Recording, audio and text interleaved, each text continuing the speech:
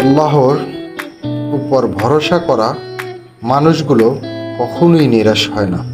দোয়া কবুল হওয়ার জন্য আপনার জবানকে মিথ্যা থেকে পবিত্র রাখা জরুরি।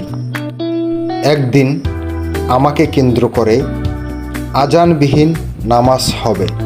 রাসূল সাল্লাল্লাহু আলাইহি সাল্লাম বলেন, তোমাদের কেউ যেন দাঁড়িয়ে পান না করে, তবে যদি ভুলে যায় তাহলে যেন বমি করে দেয়।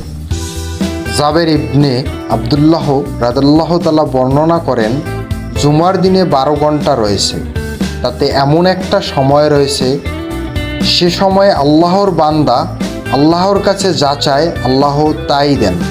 অতএব তোমরা আসরের শেষ সময় তা তালাশ করো। শুকরিয়া আদায় করলে আল্লাহ নেয়ামত বাড়িয়ে দেন। চ্যানেলটি সাবস্ক্রাইব